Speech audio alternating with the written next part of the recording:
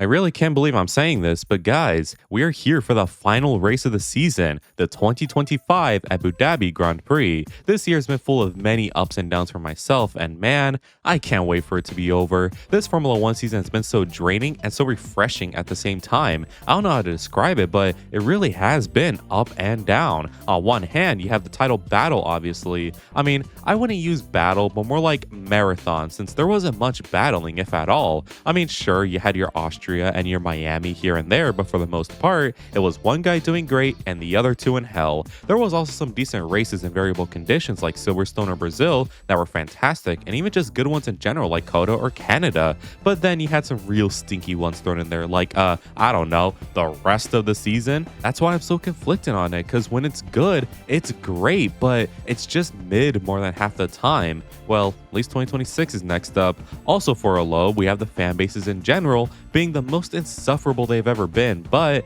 I've highlighted that a lot recently, so let's swiftly move on. And to make things even more bad, we can't even have a good finale to the season since we're in sucky ass Abu Dhabi. Now, truth be told, I don't actually hate this circuit as much as others, but that don't mean it's good. Just because I rate it like a 4 out of 10 when others give it a 2 doesn't mean it's good. What this track is a moment producer, not a good race producer. With the exception of 2012, but even then it wasn't the final race of that season. Every time we come here, we wish it wasn't the season finale. Sure, it produces moments like Michael almost getting decapitated 3 years early, the double points nonsense of 2014, Lewis creating the Hamilton Express in 2016, Hulkenberg fucking a cow or something in 2018, and of course, 2021, which, yeah, let's move on quick. So while those are great moments, yes, were those good races?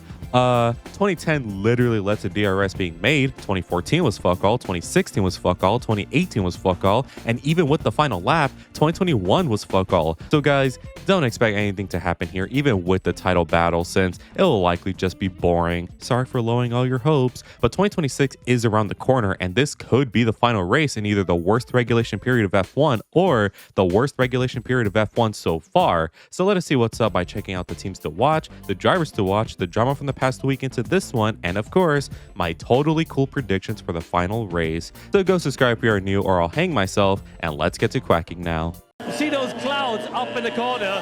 That's where the rain is coming from. So for one more time until March, we have the teams to watch first up, and well, it's like everyone, mainly because of 2026, and I just quickly want to yap about each team's chances next year. So let's not waste any time and talk about Alpine, who, well, how do I say this? They're gonna suck. I mean, what do you expect? They have given up on this season, and just because it's the last time we do this doesn't mean they'll decide to end on a banger. If they score points, and it's a massive if, they will need a whole lot of chaos to happen, and again, since we're in Abu Dhabi, they shouldn't count on the chaos factor. But when it comes to 2026, I can see them doing much better, which I know, finishing 19th this time by 2 seconds is much better than 12, but no, genuinely, I could see them in the points often, since while their car won't feature anything too crazy, it'll just be good enough to get the benefit of the Mercedes engine, which, yeah, it's obviously going to be good. So bad Abu Dhabi is expected, but for 2026, they won't do too bad. It's right back to P4 to P6 in the constructors for them. Next up is Sauber/Audi, and when it comes to Sauber, I think they'll do alright. This year, Sauber don't perform too bad at tracks like this one, that being run-of-the-mill tracks, so points will likely be scored here. For Audi though, now at first, their rumors for next year were grim, with many saying they just straight up weren't ready, but now they are much better and seem like they won't be as ass as we once thought.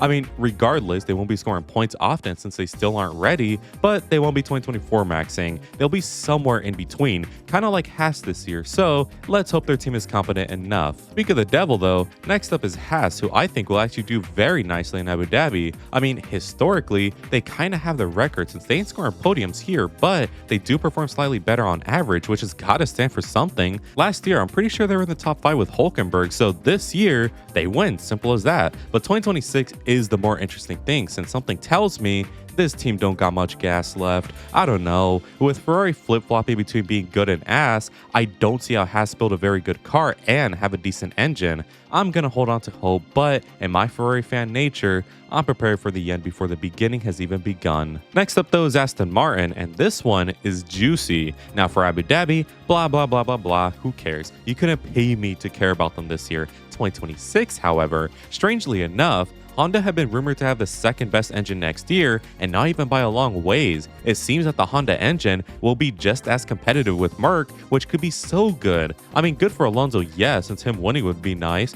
but I'm thinking bigger, folks. I think bigger because Charles Leclerc will drive for them in 2027. Yes, I am predicting that already. And even if Aston aren't actually that good, just leave, Charles, please. Ferrari doesn't deserve you, so please do what's right for yourself, even if it hurts me. Next though is Racing Bulls, and this one will be short. For Abu Dhabi, they'll be good, like they'll get a nice result and end the year off strong in 6th, yippee. And for 2026, it's so obvious they'll be one of, if not maybe the worst team next year, and then end that same year on a big high with many points. It's 2022/23 regen until 28 or 9 where they get super competitive like this year. Every regulation period is the same with these guys, like I just don't care. Who's a Racing Bulls fan anyway? Bring back Toro Rosso. But now for the 5 teams people care about, and let's begin with Williams. Williams and Abu Dhabi will perform similar to Vegas in the sense that they'll get a banger qualifying, but bogged down in the race leading to a whatever result. And as for 2026, Dark Horse Williams, anybody? I have like zero evidence for this, but guys, you feel that too, right? When I look at Williams with the notion of 26,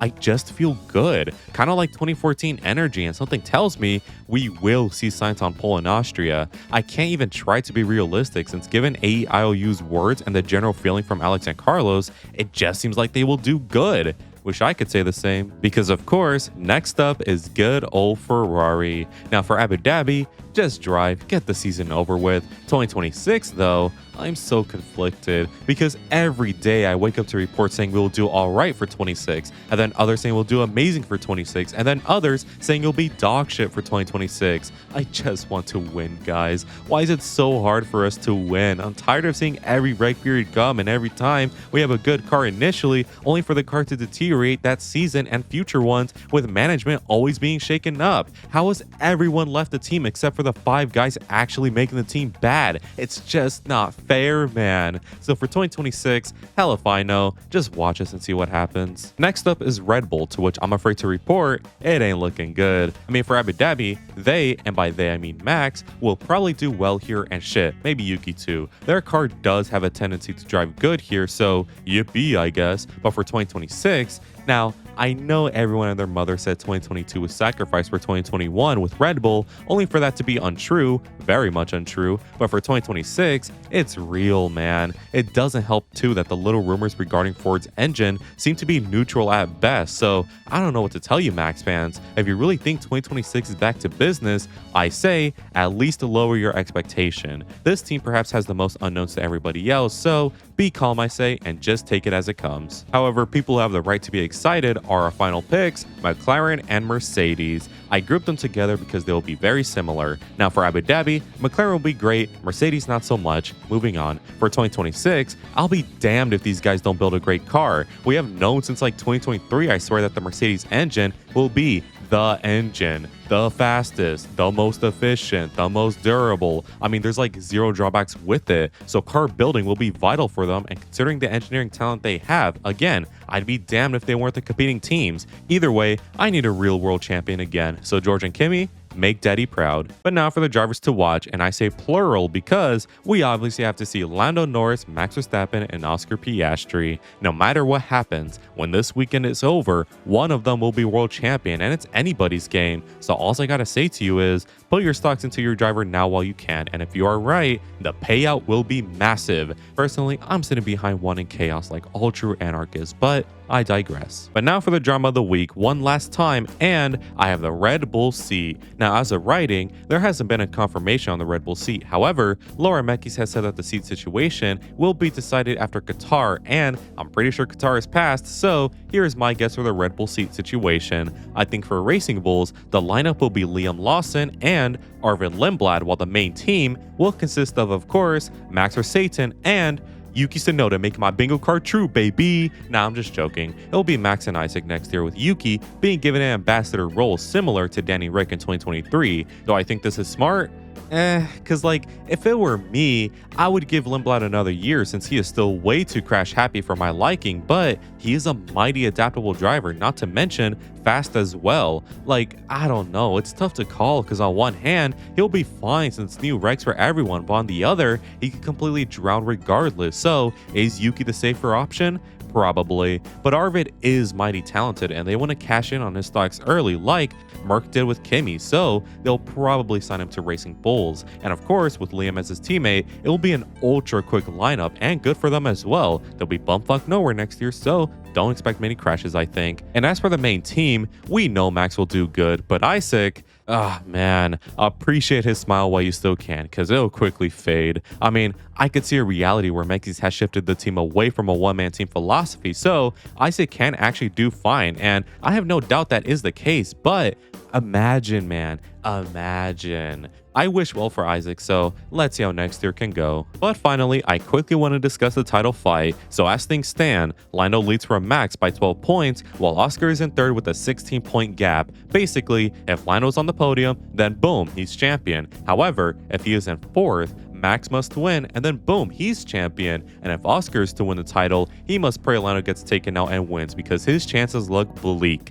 And to be fair, so does Max's because Abu Dhabi is a track that favors not only McLaren, but Lando Norris as well. And even if he bottles lap 1 again and is down to third like in Qatar, he is still champion. And before you say McLaren bottled Qatar, yes, you're right, but I seriously doubt something like that happens again here, so yeah, don't count on it. Either way, I'm hyped for this final race, and you should be too. Just try and forget Ferrari Duck. Try and forget them to have some fun. Anyways, now for my final predictions of the year for Abu Dhabi that you may have skipped to. I don't know. As always, it must be stated that we'll predict 3 things: the top 5 in the qualifying, the top 5 in the race, and a random prediction from any session. It should also be noted that these predictions are based on nothing but pure vibes, so bear with me. No sprints this week, of course, so now for the main qualifying, and I predict that the top 5 on Saturday, starting with 5th, will be Oliver Behrman, 4th will be Yuki Tsunoda, and 3rd will be Oscar Piastri, and 2nd will be Lando Norris, and for pole position, I have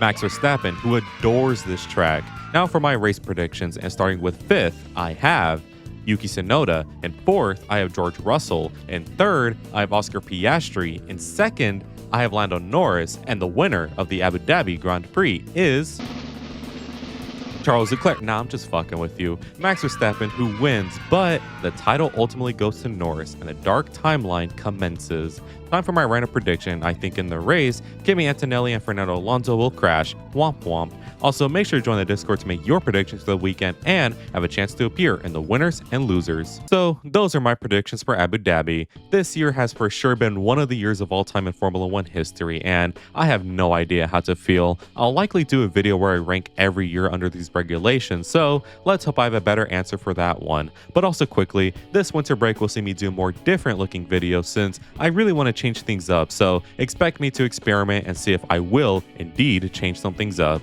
Anyways, I want to give a quick shout out to all members of the flock for the continued support. Make sure to donate if you want cool benefits as well as just helping me out. Anyways, if you enjoyed today's video, make sure you leave a like and subscribe since it really helps me out, and make sure to let me know in the comments what your predictions are. And as always, have an amazing day. Good weather for the duck.